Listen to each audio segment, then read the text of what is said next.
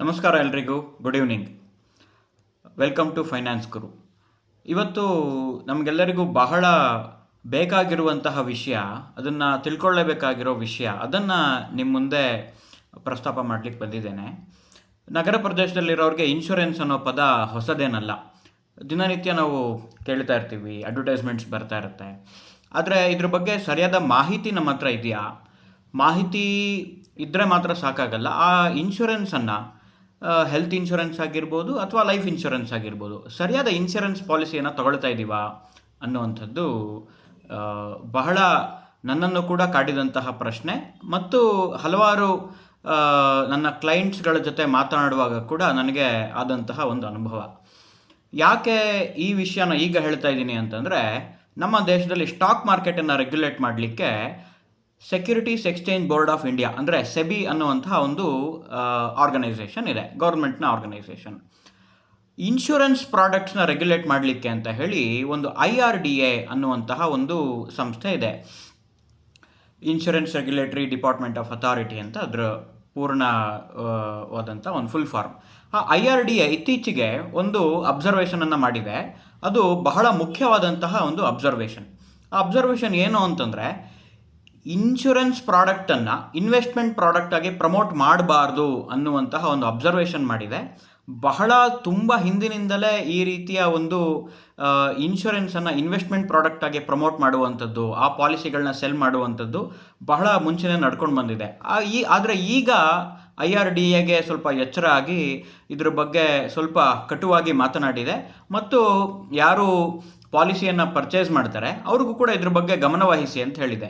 IRDA ಇದ್ರ ಬಗ್ಗೆ ಬಹಳ ದೊಡ್ಡದಂಥ ಸ್ಟೆಪ್ ತಗೊಳ್ಬೇಕು. ಆದರೆ ಪಾಲಿಸಿ ತಗೊಳ್ಳೋರು ನಾವೇನು ಅರ್ಥ ಮಾಡ್ಕೊಳ್ಬೇಕು ಅಂತ ಇನ್ನೊಂದು 3-4 ನಿಮಿಷದಲ್ಲಿ ವಿಷಯವನ್ನು ನಾನು ಹೇಳ್ತೀನಿ. ಆಸ್ ಎ ನಾರ್ಮಲ್ ಒಬ್ಬ ಮನುಷ್ಯ ರಿಸ್ಕ್ ಮ್ಯಾನೇಜ್ಮೆಂಟ್ ಅನ್ನುವಂಥದ್ದು ಮಾಡಲೇಬೇಕು. ಅದು ಬೇರೆ ಬೇರೆ ಎಲ್ಲ ಆಸ್ಪೆಕ್ಟಲ್ಲೂ ಆಗಬೇಕು. ಮುಖ್ಯವಾಗಿ ನಮ್ಮ ಹೆಲ್ತ್ ಇನ್ಶೂರೆನ್ಸ್ ಮತ್ತು ಲೈಫ್ ಇನ್ಶೂರೆನ್ಸ್ ಇದರ ಆಸ್ಪೆಕ್ಟ್ನಲ್ಲಿ ಕೂಡ ನಾವು ರಿಸ್ಕ್ ಮ್ಯಾನೇಜ್ಮೆಂಟನ್ನು ಮ್ಯಾನೇಜ್ ಮಾಡಲೇಬೇಕು. ಹೆಲ್ತ್ ಇನ್ಶೂರೆನ್ಸಿಗೆ ಬರೋದಾದರೆ, ಯಾವಾಗ ನಮಗೆ ಅನಾರೋಗ್ಯ ಆಗುತ್ತೆ, ಯಾವಾಗ ನಮಗೆ ಹಾಸ್ಪಿಟ್ಲ್ ಖರ್ಚಿಗೆ ಜಾಸ್ತಿ ದುಡ್ಡು ಬೇಕಾಗತ್ತೆ, ಆ ಖರ್ಚಿಗೆ ನಮ್ಮ ಹತ್ರ ಯಾವಾಗಲೂ ಹಣ ಇರುತ್ತೆ ಅಂತಿಲ್ಲ.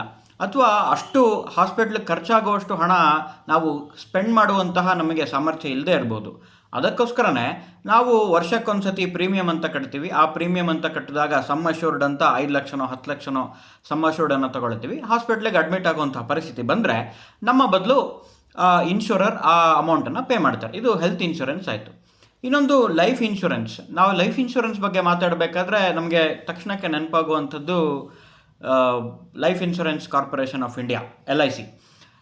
ಆದರೆ LIC ಬಗ್ಗೆ ನಾವು ಯಾವಾಗ ಚರ್ಚೆ ಮಾಡ್ತೀವಿ, ಒಂದು ಕ್ರೆಡಿಬಿಲಿಟಿಯನ್ನು ಅದು ತೊಗೊಂಡು ಬರುತ್ತೆ. ಯಾಕಂದರೆ ಗೌರ್ಮೆಂಟ್ ಓನ್ ಕಂಪನಿ, ಅಲ್ಲಿ ದುಡ್ಡು ಹಾಕಿದರೆ ಎಲ್ಲೂ ಹೋಗೋದಿಲ್ಲ, ಈ ರೀತಿಯಲ್ಲಿ ಬರುತ್ತೆ. ಆದರೆ LICನಲ್ಲಿ ನಾವು ತಗೊಂಡಿರುವಂತಹ ಪಾಲಿಸಿಗಳ ಸಮ್ ಅಶ್ಯೂರ್ಡ್ ಎಷ್ಟಿದೆ, ನಿಜವಾಗ್ಲೂ ನಮ್ಮ ಲೈಫ್ ಇನ್ಶೂರೆನ್ಸ್ ಮಾಡಿಸ್ಬೇಕಾದ್ರೆ ಕವರ್ ಎಷ್ಟಿರಬೇಕು ಅಂತ ನಾವು ಯೋಚನೆ ಮಾಡಿದ್ದೀವಾ ಅನ್ನುವಂಥದ್ದು ನನ್ನ ಪ್ರಶ್ನೆ. ಒಬ್ಬ ಸಂಬಳ ತಗೊಳ್ತಾ ಇರುವಂತಹ ವ್ಯಕ್ತಿ ಹೋಮ್ ಲೋನಿನ EMI ಕಟ್ತಾ ಇದ್ದಾನೆ, ಮನೆಯನ್ನು ಪೂರ್ತಿ ಮನೆಯ ಖರ್ಚನ್ನೆಲ್ಲ ನಿರ್ವಹಣೆ ಮಾಡ್ತಾ ಇದ್ದಾನೆ ಅಂತಂದರೆ ಆತ ಎಷ್ಟು ಇನ್ಶೂರೆನ್ಸನ್ನು ತಗೊಳ್ಬೇಕು ಅಂತ ನಮ್ಗನ್ಸುತ್ತೆ ಅಂತಂದರೆ, ಆತನ ಹೋಮ್ ಲೋನ್ ಎಷ್ಟಿದೆ ಅಷ್ಟಕ್ಕೂ ಸೇರಿ ಮತ್ತು ಆ ವ್ಯಕ್ತಿ ಇಲ್ಲದೆ ಹೋದರೆ, ಅದಕ್ಕೆ ನಾವು ರಿಸ್ಕ್ ಮ್ಯಾನೇಜ್ಮೆಂಟ್ ಅಂತ ಕರೆಯೋದು. ಆ ವ್ಯಕ್ತಿ ಇಲ್ಲದಿದ್ದರೂ ಸಹ, ಆ ವ್ಯಕ್ತಿಯ ಇನ್ಕಮ್ ಬರ್ತಾ ಇರೋದು ನಿಂತೋದ್ರೂ ಸಹ, ಆ ರಿಸ್ಕ್, ಆ ಮ್ಯಾನೇಜ್ಮೆಂಟ್ ಮಾಡುವಂಥದ್ದೇನಿದೆ ಆ ಅಮೌಂಟ್ ಇನ್ಶೂರೆನ್ಸಿಂದ ಬರಬೇಕು. ನಮಗೆ ಆ ಸಮ್ ಅಶ್ಯೂರ್ಡ್ ಅಮೌಂಟು ಆ ಇನ್ಶೂರೆನ್ಸಿಂದ ಬರಬೇಕು. ಆ ವ್ಯಕ್ತಿ ಇಲ್ಲದೆ ಹೋದರೆ ಅಷ್ಟು ನಾವು ಸಮ್ ಅಶ್ಯೂರ್ಡನ್ನು ತಗೊಳ್ಬೇಕು. ಸಾಮಾನ್ಯವಾಗಿ ಏನಂತ ಹೇಳೋದು ಅಂತಂದರೆ, ನಮ್ಮ ವಾರ್ಷಿಕ ವೆಚ್ಚ ನಮ್ಮ ವಾರ್ಷಿಕ ವೆಚ್ಚ ಅಂದಾಜು 6 ಲಕ್ಷ ರೂಪಾಯಿ ಅಂತ ಇಟ್ಕೊಳ್ಳೋಣ. ಫಾರ್ ಎಕ್ಸಾಂಪಲ್ 6 ಲಕ್ಷ ರೂಪಾಯಿ ಅಂತಂದರೆ ತಿಂಗಳಿಗೆ 50,000 ರೂಪಾಯಿ ನಾವು ನಮ್ಮ ಮನೆಯ ಖರ್ಚುಗಳಿಗೆ ನಾವು ವೆಚ್ಚ ಮಾಡ್ತೀವಿ ಅಂತ. ಆ ವಾರ್ಷಿಕ ವೆಚ್ಚ 6 ಲಕ್ಷ ಇದ್ದರೆ 6 ಲಕ್ಷ ಇಂಟು 30 ಅದು ನಮ್ಮ ಕವರೇಜ್ ಅಮೌಂಟ್ ಆಗಿರಬೇಕು. ಯಾಕಂತಂದರೆ ಆ ದುಡಿಯೋ ವ್ಯಕ್ತಿ ಇಲ್ಲ ಅಂತಂದರೆ ಉಳಿದ ಮನೆಯವರು ಆ ಬರುವಂತಹ ಇನ್ಶೂರೆನ್ಸ್ ಅಮೌಂಟ್ನಲ್ಲಿ ನೆಮ್ಮದಿಯ ಜೀವನವನ್ನು ನಡೆಸಬೇಕು ಅನ್ನುವಂಥದ್ದು ಉದ್ದೇಶ. ಆದರೆ ನಮ್ಮ LICಯ ಪಾಲಿಸಿಯ ಸಮ್ ಅಶ್ಯೂರ್ಡ್ ಎಷ್ಟು? 5 ಲಕ್ಷ, 6 ಲಕ್ಷ, 7 ಲಕ್ಷ, 10 ಲಕ್ಷ, ಮ್ಯಾಕ್ಸಿಮಮ್ ಅಂತಂದರೆ ಒಂದು 20 ಲಕ್ಷ ಇರ್ಬೋದು. ಆದರೆ ನಮ್ಮ ಲೋನ್ ಅಮೌಂಟ್ ಎಷ್ಟಿರುತ್ತೆ ಅಂತಂದರೆ ಅದು 30-40 ಲಕ್ಷ ಇರುತ್ತೆ. ಅಥವಾ ನಮ್ಮ ಮನೆಯ ಒಂದು ಖರ್ಚು ವೆಚ್ಚಗಳೆಷ್ಟಿರುತ್ತೆ ಅದು ಇನ್ನೂ ಜಾಸ್ತಿ ಇರುತ್ತೆ. ಸೂಕ್ತವಾಗಿ ನಾವು ರಿಸ್ಕ್ ಮ್ಯಾನೇಜ್ಮೆಂಟ್ ಮಾಡಿದ್ದೀವಿ ಅಂತ ನಮಗೆ ಅನಿಸುತ್ತಾ? ಹಾಗೆ ನಿಮಗೆ ಅನಿಸಿದ್ದೇ ಆದರೆ ನೀವು ತೊಗೊಳ್ಬೇಕಾಗಿರೋದು LICಯಲ್ಲಿ ಬರುವಂತಹ 3 ಲಕ್ಷ 4 ಲಕ್ಷದ ಪಾಲಿಸಿ ಎಲ್ಲ ಬದಲಾಗಿ ಪ್ಯೂರ್ ಟರ್ಮ್ ಇನ್ಶೂರೆನ್ಸ್. ಈಗ ಟರ್ಮ್ ಇನ್ಶೂರೆನ್ಸ್ ಅನ್ನುವಂಥದ್ದು ಹೆಚ್ಚು ಪಾಪ್ಯುಲರ್ ಆಗ್ತಾ ಇದೆ, ಹೆಚ್ಚು ಬಳಕೆಗೆ ಬರ್ತಾ ಇದೆ. ಏನು ಟರ್ಮ್ ಇನ್ಶೂರೆನ್ಸ್ ಅಂತಂದರೆ ನಮಗೆ LICಯಲ್ಲಿ ಸಾಮಾನ್ಯ ಏನಂತಂದರೆ ಆ ಟರ್ಮ್ ಕಂಪ್ಲೀಟ್ ಆದಾಗ ಅಕಸ್ಮಾತ್ ವ್ಯಕ್ತಿ ಇನ್ನೂ ಬದುಕಿದರೆ ಆ ವ್ಯಕ್ತಿಗೆ ತನ್ನ ಕಟ್ಟಿದ ಪ್ರೀಮಿಯಂ ಜೊತೆ ಒಂದಷ್ಟು ಬೋನಸ್ ಕೂಡ ಬರುತ್ತೆ. ಅದರಲ್ಲಿ ಒಂದಷ್ಟು ರಿಟರ್ನು, ಬೋನಸ್ಸು ಆ ಥರದ್ದೆಲ್ಲ ಒಂದಷ್ಟು ಸೇರಿಸಿ ಕೊಡ್ತಾರೆ. ಅದಕ್ಕೆ ನಾವು ಮನಿ ಬ್ಯಾಕ್ ಪಾಲಿಸಿ ಅಂತ ಕರಿತೀವಿ. ಈ ಮನಿ ಬ್ಯಾಕ್ ಪಾಲಿಸಿಯಲ್ಲಿ ರಿಟರ್ನ್ಸ್ ಎಷ್ಟಿರುತ್ತೆ ಅಂತ ನಾವು ಯೋಚನೆ ಮಾಡಬಾರ್ದು. ಯಾಕೆ ಅಂತಂದರೆ ಅದು ರಿಟರ್ನ್ ಕೊಡುವಂತಹ ಪ್ರಾಡಕ್ಟ್ ಅಲ್ಲ, ರಿಸ್ಕ್ ಮ್ಯಾನೇಜ್ ಮಾಡುವಂತಹ ಪ್ರಾಡಕ್ಟ್.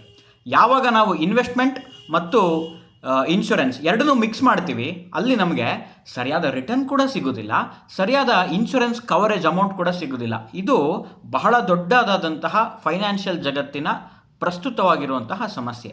ಅದಕ್ಕೋಸ್ಕರ ನಾವೇನು ಮಾಡಬೇಕು ಅಂತಂದರೆ ಪ್ಯೂರ್ ಟರ್ಮ್ ಇನ್ಶೂರೆನ್ಸನ್ನು ಆಯ್ಕೆ ಮಾಡ್ಕೊಳ್ಬೇಕು. ಮನಿ ಬ್ಯಾಕ್ ಪಾಲಿಸಿ ಹತ್ತಿರ ಹೋಗಬಾರ್ದು. ಮನಿ ಬ್ಯಾಕ್ ಪಾಲಿಸಿಗಿಂತ ಟರ್ಮ್ ಇನ್ಶೂರೆನ್ಸಿಗೆ ಬರಬೇಕು.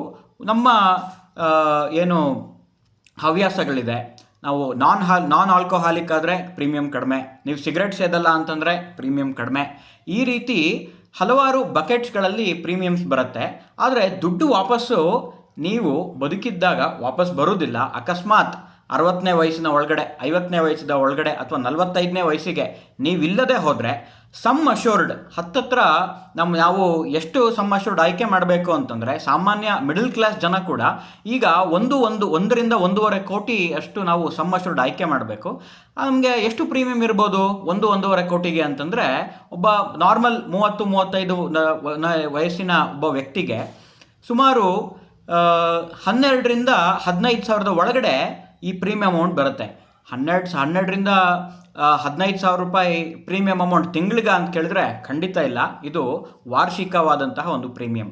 ವರ್ಷದಲ್ಲಿ ನಾವು ಒಂದು ಸಣ್ಣ RDಯನ್ನು ಮಾಡಿ ಇದಕ್ಕೋಸ್ಕರ ನಾವು ಪ್ರೀಮಿಯಮನ್ನು ಕಟ್ತಾ ಹೋದರೆ ನಾವು ಪ್ರೀಮಿಯಂ ಕಟ್ಟಿದ ಹಣ ನಾವು ಬದುಕಿರುವಾಗ ವಾಪಸ್ ಬರೋದಿಲ್ಲ. ಅಕಸ್ಮಾತ್ ನಾವು 50ನೇ ವಯಸ್ಸಿನಲ್ಲೋ 60ನೇ ವಯಸ್ಸಿನ ಮುಂಚೆ ತೀರ್ಕೊಂಡ್ರೆ ಆ ಇಡೀ ಸಮ್ ಅಶ್ಯೂರ್ಡ್ ನಮ್ಮ ಫ್ಯಾಮಿಲಿಗೆ ಬರುತ್ತೆ, ಅಂದರೆ ನಮ್ಮ ಡಿಪೆಂಡೆನ್ಸಿಗೆ ಬರುತ್ತೆ. ಆಗ ಆ ಅಮೌಂಟನ್ನು ಇವರು ಸೇಫ್ ಇನ್ವೆಸ್ಟ್ಮೆಂಟ್ ಅವೆನ್ಯೂಸಲ್ಲಿ ಹಾಕಿದರೂ ಕೂಡ ಒಳ್ಳೆಯ ಒಂದು ಜೀವನವನ್ನು ನಮ್ಮನ್ನು ನಂಬಿಕೊಂಡು ಬದುಕಿರೋರು ಬಾಳಬಹುದು. ಇದಕ್ಕೆ ಟರ್ಮ್ ಇನ್ಶೂರೆನ್ಸ್ ಅಂತಾರೆ. ಇದರ ಬಗ್ಗೆ ಜಾಗೃತಿ ಬಹಳ ಕಡಿಮೆ ಇದೆ. ಅದಕ್ಕೋಸ್ಕರ ಈ ಒಂದು ವಿಡಿಯೋ ಮಾಡಬೇಕಾದಂತಹ ಒಂದು ಅನಿವಾರ್ಯತೆ ಇದೆ ಅಂತ ನಂಗೆ ಅನ್ನಿಸ್ತು.